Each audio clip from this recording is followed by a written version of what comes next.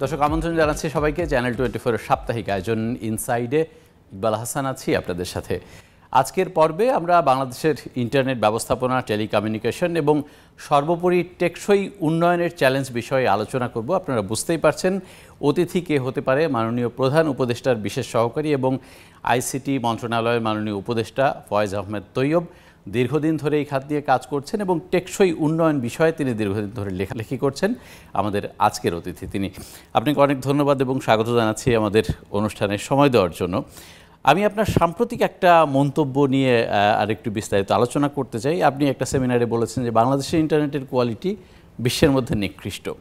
সাধারণ মানুষ যখন এই কথাটা বলেন তাদের বিভিন্ন পারসেপশন বা অভিজ্ঞতার ভিত্তিতে বলেন, কিন্তু আপনি যখন সরকার থেকে এরকম একটা মন্তব্য করেন নিশ্চয়ই এর পেছনে গবেষণা বা কিছু তথ্যপত্রের ভিত্তিতেই করেন। কিসের ভিত্তিতে আসলে আপনি এই বক্তব্যটা দিয়েছিলেন?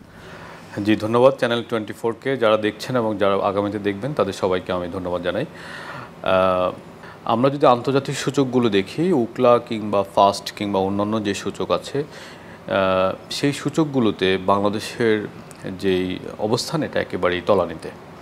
আমরা যদি যুদ্ধ বিধ্বস্ত কিংবা বিভিন্ন রিজিওনাল কনফ্লিক্টে পড়া যে দেশগুলো, সেই দেশগুলো যেখানে মোবাইল কমিউনিকেশন নিয়ে যাওয়াটা দুর্গম পথ কিংবা কনফ্লিক্টের জোন, সেই এলাকাগুলোতে যদি বাদ দেয় তাহলে আমরা দেখব যে আসলেই বাংলাদেশের মান একেবারে অবস্থান তলানির দিকে। দ্বিতীয়ত হচ্ছে এইভাবে ব্রডব্যান্ড ইন্টারনেটেরও সূচক আছে, তারপরে ই গভর্নেন্স সূচক আছে। এই সব কিছু সূচক মিলে আমরা আন্তর্জাতিক র্যাঙ্কিংয়ের বিবেচনায় বলতে পারি যে বাংলাদেশের ইন্টারনেটের মানটা আসলে নিকৃষ্ট, অন্যতম নিকৃষ্ট। ঐতিহাসিকভাবে একটা নিকৃষ্ট ব্যবস্থার মধ্যে এসে পড়ে গেছেন। আপনি কাজ করছেন এখানে, আপনার দীর্ঘ অভিজ্ঞতার প্রতিফলন নিশ্চয়ই আমরা এখানে দেখতে পাবো। আপনার যদি অল্প সময়ের কিছু পরিকল্পনা আমরা জানতে চাই, কি ফুড স্টেপটা আপনি রেখে যেতে চান? এই যে নিকৃষ্ট বলছি আমি, এটাকে ভালো করার জন্য যেই পলিসি সাপোর্টগুলো দেওয়া দরকার সেই পলিসি সাপোর্টগুলো নিশ্চিত করা এবং একই সাথে সরকারের রেভিনিউটাকে সংহত রেখে পলিসি সাপোর্ট এবং একই সাথে যেই বিষয়ে বিভিন্ন আইএসপি এবং মোবাইল কোম্পানিগুলোর বিনিয়োগ দরকার সেই বিষয়গুলোকে প্রমোট করাই হচ্ছে আমার এজেন্ডা। অর্থাৎ আমি চাচ্ছি যে এমন একটা ডিজিটাল সার্ভিস বেসড ইন্টারনেট আমরা রোল আউট করবো যেটা শুধুমাত্র ভয়েস কল কিংবা ডেটা বান্ডেলের উপর নির্ভর করবে না। অর্থাৎ এই যে সারা বিশ্বে একটা রূপান্তর হয়ে গেছে যে ভয়েস কল এবং ডেটা বান্ডেল ভিত্তিক যে মোবাইল সেবা বা আইএসপি সেবা, সেখান থেকে বের হয়ে সারা বিশ্বে সরে এসে মোবাইল ইন্টারনেটে আমরা দেখেছি সার্ভিস ওরিয়েন্টেড একটা রূপান্তর, আর আইএসপিতে আমরা দেখেছি কন্টেন্ট ওরিয়েন্টেড রূপান্তর। কিন্তু এই রূপান্তরটা আনফর্চুনেটলি বাংলাদেশে হয়নি। আমাদের সাধারণ মানুষের কাছ থেকে যে অভিজ্ঞতাটা আমরা পাই যে কনসিস্টেন্সির জায়গায় আমরা বড় একটা ফ্লাকচুয়েশনের মধ্যে আছি। কেউ হয়তো কমিট করছে আমাকে 10 MBPS দিবে, আমি 10 MBPS হয়তো দিনে একবার বা দুইবার পাই, সারাদিন হয়তো এমন একটা জায়গায় থাকে কাজই করা যায় না। এই কমিটমেন্ট এবং কনসিস্টেন্টের জায়গাটা তো উন্নত করা খুব দরকার। কিভাবে আপনি এই জায়গাটা নিশ্চিত করবেন? অবশ্যই দরকার। আমাদের ইন্টারনেট সার্ভিস প্রোভাইডারদেরকে কিছু সুবিধা দিতে হবে। সেই সুবিধাগুলো হচ্ছে অত্যন্ত স্বল্প খরচে ট্রান্সমিশন সেবা দিতে হবে, যেটা আপনি নিশ্চয়ই জানেন আমরা উদ্যোগ নিয়েছি। এবং একই সাথে আমরা চেষ্টা করছি যে ইন্টারনেটের মান রিজিওনাল প্রাইস যেটা আছে কিংবা গ্লোবাল স্ট্যান্ডার্ড যে অ্যাভারেজ প্রাইস আছে সেটার কাছাকাছি নিয়ে আসা। আমরা দেখেছি যে আসলে আমাদের গেটওয়ে পর্যায়ে ইন্টারনেটের দামটা একটু বেশি ছিল, সেটা আমরা কমিয়ে এনেছি। এই কমিয়ে আনার ফলে এখন তাদের উপরে একটা বার্ডেন যেটা ছিল সেই বার্ডেনটা আমার মনে হয় চলে গেছে। এখন তারা কিছুটা বেটার সেবা দিতে পারবে কম খরচে। মানে শুধু কি বার্ডেনের কারণে এটা হতো নাকি কমিটমেন্টের একটা ঘাটতি? বা আপনি এটাও বলেছেন যে এখন থেকে সবাই সমান সুযোগ নিয়ে ব্যবসা করতে পারবে, তার মানে গুটি কয়েকের হাতে যখন এই ব্যবস্থাটা থাকে তখন তো ওই কম্পিটিশনের জায়গাটা। আমি বিশেষভাবে কোনো গোষ্ঠীকে বা কোনো লাইসেন্সধারীকে সেবাদানকারীকে আমি ব্লেম করতে চাই না, তবে হ্যাঁ কমিটমেন্টের একটা ঘাটতি আছে। যেই ডেটা বান্ডেলটা তারা দেন, এই ডেটা বান্ডেলে আসলে অনেক বেশি ইন্টারনেট দেওয়া দরকার, ক্যাশটা কম দেওয়া দরকার। হ্যাঁ, আন্তর্জাতিক পর্যায়ে কিছু স্ট্যান্ডার্ড আছে যে 10:1 কিংবা 8:1 এই ধরনের একটা আনুপাতিক বিন্যাস আসলে করা দরকার। সেটা অবশ্যই 20 ভাগের 1 ভাগ ইন্টারনেট আর 19 ভাগ ক্যাশ এরকম হওয়া উচিত না। আমরা যেটা সবচেয়ে আলোচনায় যে স্টারলিংক বাংলাদেশে অপারেট করতে যাবে হয়তো খুব শিগগিরই। দুইটা বিষয় এখানে। স্টারলিংক আমাদের পাশের দেশ শ্রীলঙ্কায়ও আছে। আমি একটু পর্যালোচনা করে দেখেছি তাদের যে মিনিমাম প্রাইসটা বাংলাদেশি টাকায় অন্তত 6-7 হাজার টাকা পড়ে যাবে এবং শুরুতে যদি কেউ নিতে চায় তাকে 40-45 হাজার টাকা খরচ করতে হবে। আমার যে পারচেজিং পাওয়ার এবং সাধারণ মানুষের যে বাইং ক্যাপাসিটি, এইটা সাস্টেনেবল হবে কিনা এখানে? এটা খুবই সুন্দর প্রশ্ন করেছেন। বৈশ্বিক একটা অ্যাফোর্ডেবিলিটি ইন্ডেক্স আছে। তো ইন্টারনেট অ্যাফোর্ডেবিলিটি ইন্ডেক্সে বাংলাদেশের অবস্থান সম্ভবত 42 অথবা 43তম। এটা একটা ব্যাখ্যা করে যে আসলে ইন্টারনেটের দাম এখানে তুলনামূলকভাবে বেশি। আমাদের এখানে অনেকগুলো টার্গেট আছে। একটা টার্গেট হচ্ছে যে আমরা আসলে কাদেরকে সেবা দিতে চাই। আমার যে ভাই কিংবা বোন কিংবা যেই আত্মীয় কিংবা যে আমার ফেলো সিটিজেন যিনি ফ্রিল্যান্সিং করেন, তার কাছে আসলে কম খরচের ইন্টারনেটের তুলনায় নিরবিচ্ছিন্ন উচ্চগতির ইন্টারনেটটা বেশি প্রয়োজন। এবং যেই লোকটা ক্রিটিক্যাল সেবা দেয়, কল সেন্টার বিজনেস করে, গ্রামগঞ্জ থেকে অনলাইন সেবা দেয় একটা বিশেষ সময়ে, সেই সময়ে যদি বিদ্যুতের লোডশেডিং হয়, তখন আসলে তার ব্যবসায়িক যে ক্ষতিটা হবে, এই ক্ষতির তুলনায় 2000 টাকার ইন্টারনেট বনাম 6000 টাকার ইন্টারনেট, এই বিতর্কটা তার কাছে অপ্রয়োজনীয়। তার কাছে এখানে ব্যবসার বিকাশ এবং ব্যবসার নিশ্চয়তাটা দরকার। তো সেদিক থেকে ইন্টারনেটকে আমরা আসলে সেবাদানকারী একটা এলিমেন্ট হিসাবে বিবেচনা করছি, একটা মৌলিক সেবা হিসাবে বিবেচনা করছি। আমাদের যে ক্ষুদ্র উদ্যোক্তা আছে, এই উদ্যোক্তাদের বিকাশের একটা মাধ্যম হিসাবে আমরা স্টারলিংকে আনতে চাচ্ছি আর কি। স্টারলিংকও তো নিশ্চয়ই বাংলাদেশের মার্কেট অ্যাসেস করেছে, তারাও কস্ট বেনিফিট অ্যানালাইসিস করেছে। মানে বাংলাদেশের মতো বাজারে তারা আসতে আগ্রহী হয়েছে কেন আসলে? এটা আসলে বাজারে একটা প্রতিযোগিতা তৈরি হবে আমাদের মোবাইল ইন্টারনেট এবং আইএসপিদের মধ্যে মূল মানে উচ্চমান এবং উচ্চগতির ইন্টারনেট প্রদানের একটা প্রতিযোগিতা তৈরি হবে। আর দ্বিতীয় যে বিষয়টা, যে স্টারলিংক আমাদের কাছে বিটিআরসির কাছে তাদের প্রাইস মডেলটা জমা দেওয়ার পরে সেখানেও আমরা কিছুটা নিয়ন্ত্রণ করতে পারবো। আমরা বলেছি যে বাংলাদেশের যেই অ্যাফোর্ডেবিলিটির দিক থেকে যে পিরামিডটা আছে, স্টারলিংক যাতে চেষ্টা করে পিরামিডের বটমে যারা থাকবেন তাদেরকে রিচ করার জন্য। প্রত্যাশা কীরকম আপনাদের, যে কীরকম প্রাইসের মধ্যে আপনারা আশা করেন? আমরা তাদের কাছ থেকে প্রস্তাব পেলে একটা রিজিওনাল প্রাইস যেটা আছে তার আশেপাশে সংখ্যায় থাকবে, কিন্তু তারপরেও আমি মনে করি যে যেখানে কোয়ালিটির প্রশ্ন আছে সেখানে আমার মনে হয় প্রাইস নিয়ে মানুষ ছাড় দিয়ে স্টারলিংক কিনতে পারে। আমাদের মোবাইল ইন্টারনেটের কোয়ালিটি নিয়েও বিভিন্ন জায়গায় আমরা প্রশ্নে পড়ি এবং দাম নিয়েও। আপনারা নিশ্চয়ই সমানতালে এই জায়গাটাও নজর দিবেন। এবং একই সাথে বাংলাদেশে 5G আনা হবে এরকম একটা আলোচনাও চলছিল এবং সম্প্রতি সম্ভবত এই আলোচনাটা একটু কম এগোচ্ছে। আপনি বিশ্বের বিভিন্ন জায়গায় কাজ করেছেন, কোনটা জরুরি? আমি 4G দেই, 3G দেই, সেইটা আমাকে নিরবিচ্ছিন্নভাবে বা কোয়ালিটি সার্ভিস এনশিওর করা, নাকি আরেকটা সার্ভিস ইন্ট্রোডিউস করা?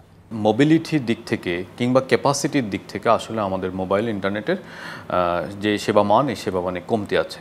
আবার এটাও সত্য যে বাংলাদেশ একটা ঘনবসতিপূর্ণ দেশ, কিন্তু এই ঘনবসতিপূর্ণ দেশের মোবাইল সেবার মান উন্নয়ন করার জন্য যেই পরিমাণ ফাইবারের বিস্তৃতি হওয়া দরকার ছিল কিংবা ইনডোরের যে পরিমাণ কাভারেজ থাকা দরকার ছিল, সেগুলোর আসলে পলিসিগত বাধা তৈরি করা হয়েছে সচেতনে, যে কারণে এই জিনিসগুলো হয়নি। তো অর্থাৎ দুদিক থেকেই ঝামেলা আছে। আমরা চেয়েছি যে মোবাইল কোম্পানিগুলোকে আমরা পর্যাপ্ত পলিসি সাপোর্ট দেব এবং একই সাথে তারাও যেহেতু সেবার মান খারাপ, সেজন্য তারাও দাম কমাবে। কমানোর পরে আমরা যখন ধীরে ধীরে ডিজিটাল সার্ভিস বাড়াবো, তখন ধীরে ধীরে তারাও দাম বাড়াবে। মূলত মোবাইলের ডাউনলোড স্পিড কিংবা আপলোড স্পিড বাড়ানোর জন্য 5Gর কোনো প্রয়োজন নেই। আপনি যদি 4G দিয়েই সেটা করতে পারেন, 4G দিয়ে এখন গিগাবাইট পর্যায়ে ব্যক্তিগত একটা মোবাইলে স্পিড তোলা যায় এবং এটা আমরা বিদেশে নিজেরাই করে এসেছি। তো এখন বাংলাদেশে আসলে মেশিন টু মেশিন কমিউনিকেশন কিংবা আইওটি ইন্টারনেট অফ থিংসের যে প্রযুক্তিগত যে চাহিদা, সেই জিনিসগুলো আমরা তৈরি করতে পারিনি। এগুলোর পিছনে পলিসিগত বাধা যেমন ছিল, আবার মোবাইল কোম্পানিগুলোর ইনোভেশনের অনুপস্থিতিও ছিল। আমি চাচ্ছি যে ফাউন্ডেশনটা আগে তৈরি করতে, যে আমাদের যে বিগত সরকার যে ডিজিটাল আইল্যান্ডগুলো তৈরি করেছে ডিজিটাল ট্রান্সফরমেশনের নামে, সেগুলোকে কানেক্ট করে ইন্টারঅপারেবিলিটি নিশ্চিত করা, অথেন্টিকেশন লেয়ার তৈরি করা, অর্থাৎ ডিজিটাল পাবলিক ইনফ্রাস্ট্রাকচার তৈরি করার পরে পরের ধাপে আমরা পর্যাপ্ত 5Gর ইউজ কেস তৈরি করে তারপর 5Gতে যাবে।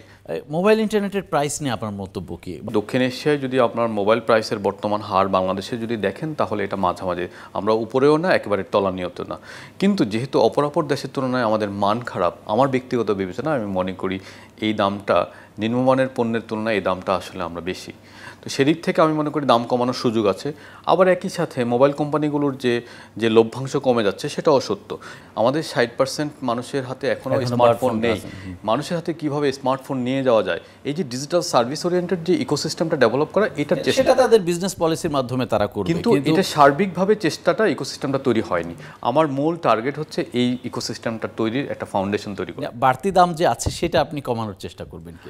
বাড়তি দাম করার জন্য আমি চেষ্টা করছি। ইতিমধ্যে আপনারা দেখেছেন যে বাংলাদেশ সাবমেরিন কেবল কমিয়েছে, বেসরকারি কিছু ট্রান্সমিশন সেবাদানকারী প্রায় সবগুলোই কমিয়েছে আমাদের আহ্বানে সাড়া দিয়ে। আমরা বিগত সরকারের 15 বছরে প্রচুর আইটি বেসড ইনফ্রাস্ট্রাকচার বা আইসিটি বেসড ইনফ্রাস্ট্রাকচার দেখেছি। আমি অপ্রয়োজনীয় বলবো না, কিন্তু সেগুলোর ইউসেজ নিয়ে প্রশ্ন আছে। বহু আইটি পার্ক করা হয়েছে যেখানে বিয়ের অনুষ্ঠান হয় বা আরও অনেক কার্যক্রম হয়, যেটা এটার সাথে রিলেভেন্ট না।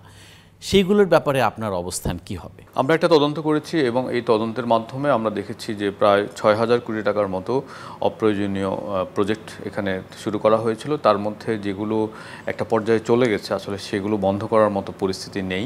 তো সেই জন্য অপ্রয়োজনীয় কম্পোনেন্টগুলো বাদ দিয়ে প্রায় 2,000 কোটি টাকার মতো প্রকল্প আমরা অলরেডি বাদ দিয়েছি। আইটি প্রকল্প ক্ষেত্রে সত্যিভাবে আমরা আইডেন্টিফাই করেছেন যে এখানে যে ভবন আছে, কিন্তু ভবন যে কারণে তৈরি করা হয়েছিল যে স্কিল ডেভেলপমেন্ট, সেইটা নেই। অর্থাৎ ওই প্রজেক্টগুলোর সাথে স্কিল ডেভেলপমেন্টের কোনো কম্পোনেন্ট নেই। তো সেই জন্য আমরা চেষ্টা করছি যে প্রতিটা ভবনে, যে সফটওয়্যার পার্কের নামে যে ভবনগুলো তৈরি করেছি, ইনকিউবেশন সেন্টারের নামে যেগুলো, সেখানে আসলে আমরা চাই যে আসলে স্কিল ডেভেলপমেন্ট কোর্স করার জন্য। এটা আমরা দ্রুতই শুরু করব।